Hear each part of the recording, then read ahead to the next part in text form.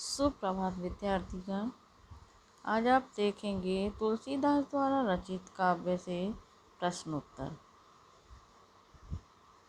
तो प्रश्न है, भ्रातृ शोक में हुई राम की दशा को कवि ने प्रभु की नरलीला की अपेक्षा सच्ची मानवीय अनुभूति के रूप में रचा है। क्या आप इससे सहमत हैं? तर्कपूर्ण उत्तर दीजिए। उत्तर है, यह तो पूर्णतः स्पष्ट है कि लक्ष्मण के मूर्छित होने पर जो राम विलाप कर रहे हैं वे भगवान राम नहीं हैं। वे तो एक मनुष्य हैं। यदि वे ईश्वर होते तो उनका एक एक वचन मर्यादित होता। यदि वे भगवान होते तो पिता की आज्ञा के उल्लंघन की बात न करते और न ही नारी को आनी जानी कहकर नारी का अपमान करते। यहाँ स्पष्ट है कि मानव असहनीय दुख में विलाप करते हुए भावावेश में ऐसी अमर्यादित बातें बोल देता है, लेकिन ईश्वर को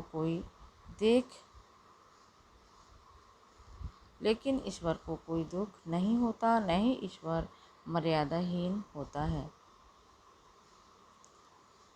आगे प्रश्न है, शोकग्रस्त माहौल में हनुमान के अवतरण को करुण रस के बीच वीर रस का आविर्भाव क्यों कहा गया है?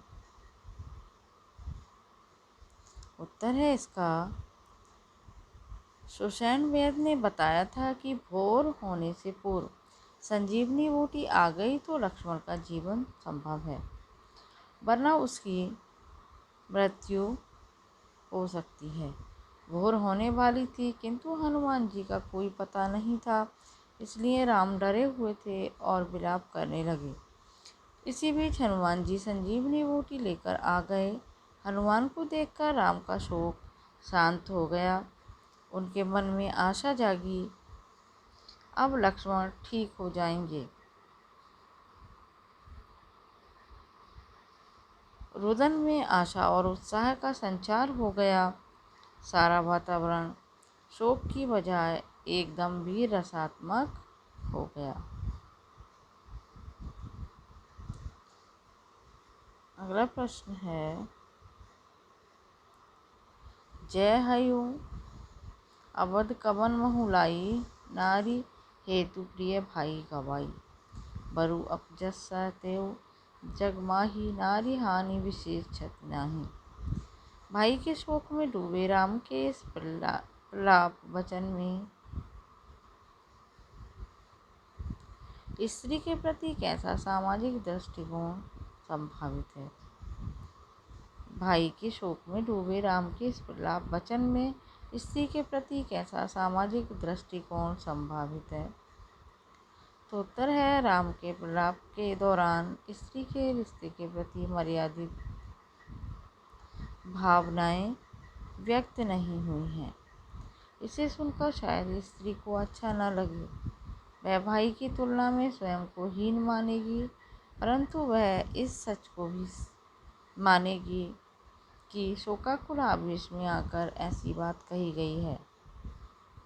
इस उक्ति में यह यथार्थ अवश्य सामने आएगा कि किसी पुरुष के लिए भाई और पत्नी में भाई का विकल्प कोई नहीं है, पत्नी का विकल्प हो सकता है। भाई चाह कर भी और नहीं लाया जा सकता। इस उक्ति में एक गहरा अर्थ यह भी है कि भाई भी अपनी भाभी के लिए जान देने को तैयार हो सकता है, जैसे लक्ष्मण ने सीता के लिए अपनी जान दांव पर लगा दी थी।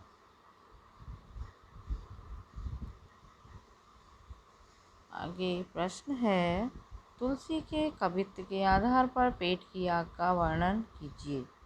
तुलसी के कवित्व के आधार पर पेट की आग का वर्णन कीजिए। तुलसीदास जी ने पेट की आग को जंगल की आग से भी भयंकर माना है, जो बुझाए नहीं बुझती। तुलसीदास कहते हैं कि समाज में सब प्राणी पेट की आग शांत करने के लिए ही सब काम करते हैं। किसान अन्न उपजाता है, नौकर नौकरी करके पैसा कमाता है, बनिया व्यापार करता है, भिखारी भीख मांगता है, भाट चोर कलाकार आदि सभी अपने उदर पूर्ति के लिए अपने अपने कार्य करते हैं। छात्र हो या अध्ययन करने वाला, भिखारी हो या शिकारी, सब पेट के लिए कार्य कर रहे हैं। पेट की आग इतनी भीषण होती है कि उसे शांत करने के लिए मनुष्य हर तरह का पाप कर्म करने के लिए तैयार हो जाता है। यहाँ तक कि माँ बाप अपने बेटा बेटी को भी बेचने के लिए तैयार हो जाते हैं।